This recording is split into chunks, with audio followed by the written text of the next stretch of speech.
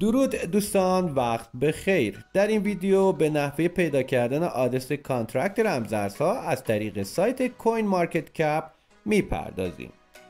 کوین مارکت کپ یک وبسایت مرجعی که اطلاعات و داده های ارزهای دیجیتال رو ارائه میده. این سایت در سال 2013 راه اندازی شد و به سرعت به یک منبع معتبر برای رصد قیمت، حجم معاملات و ارزش بازار رمزارزها تبدیل شد. کوین مارکت کپ به کاربران این امکان رو میده تا اطلاعات جامعی از هزاران رمزارز کسب کنن و مقایسه اونها درک بهتری از مارکت و بازار رو پیدا کنن. به طور خلاصه اینطوری میشه گفت که کوین مارکت کپ یک ابزار تحلیلیه که اطلاعاتی مانند قیمت لحظه‌ای ارزهای دیجیتال، حجم معاملات، ارزش بازار، داده‌های تاریخی، ابزارهای تحلیل، رنکینگ و رتبه بندی ارزها، واچ لیست و معرفی صرافی ها رو در اختیار کاربران خودش قرار میده. همونطور که خدمتتون عرض کردم، کوین مارکت کپ یک وبسایت مرجع و معتبر هستش که در حوزه رمزارزها فعالیت میکنه و ما در این ویدیو قصد داریم نحوه پیدا کردن آدرس کانترکت رمزارزها رو در این سایت خدمتتون تقدیم کنیم. آدرس و لینک سایت رو داخل دیسکریپشن گذاشتم، روی اون کلیک کنید تا وارد سایت کوین مارکت کپ بشید.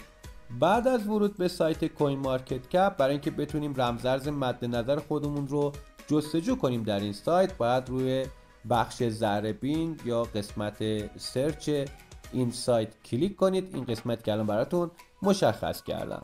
بعد از زدن روی این گزینه شما دوستان وارد این صفحه میشید. توی این قسمت بالا کادر جستجو هست. شما نماد و سیمبل رمزارز مد نظر خودتون رو توی این کادر باید جستجو کنید. ما به عنوان مثال رمزارز گوتس روی بستر و بلاک چین تون رو میخوایم آدرس کانترکت رو به دست بیاریم. به همین منظور نماد این رمزارز رو توی این کادر ثبت میکنیم و بعد عملیات جستجو رو انجام میدیم. بعد از جستجوی نام رمزارز دوستان برای ما اطلاعات اون و رمزارز رو توی این قسمت پایین نمایش داده. روی اون کلیک کنید تا وارد اطلاعات این توکن در سایت کوین مارکت کپ بشیم.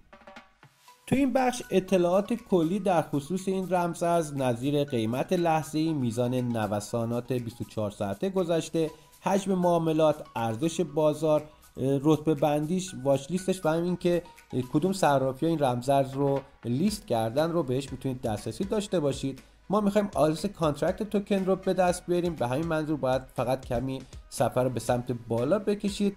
توی این قسمت که الان براتون مشخص میکنم که بخش اطلاعات کلی هستش، شما میتونید به آیتم کانترکت یا همون آدرس کانترکت توکن دسترسی پیدا کنید. این قسمت که الان براتون مشخص کردم قسمت کانترکت توکن گوتس روی شبکه و بلاک چین تون هست. شما برای کپی کردن این آدرس کانترکت فقط کافیه روی این قسمت که الان مشخص میکنم کلیک کنید تا آدرس کانترکت توکن گوتس برای شما کپی بشه. دوستان یک نمونه دیگه هم خدمتتون عرض کنم. ممکنه شما وقتی یک رمزارز رو جستجو میکنید، به عنوان مثال ما رمزارز چین لینک یا لینک رو جستجو میکنیم، وقتی وارد بخش و صفحه اطلاعات این رمزارز بشین و بخواید آدرس کانترکت توکن رو کپی کنید، ممکنه با این حالت مواجه بشید.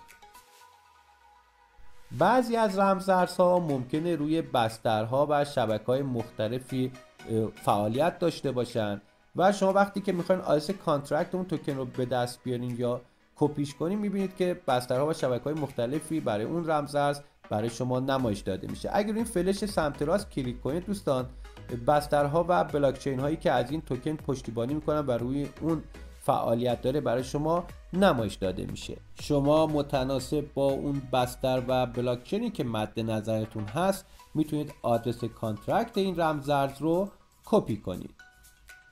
همونطور که خدمتتون عرض کردم ممکنه رمزارزی که شما جستجو میکنید علاوه بر بلاک چین خودش روی بسترها و شبکه‌های دیگه هم راه اندازی و فعال باشه و شما باید متناسب با اون شبکه‌ای که میخواین داخلش تراکنشی رو انجام بدید اقدام به کپی کردن آدرس کانترکت اون رمزارز کنید. خب دوستان، نکته خاص دیگه ای نیست. امیدوارم که همیشه پرسود باشید و سلامت. ممنون از همراهی شما.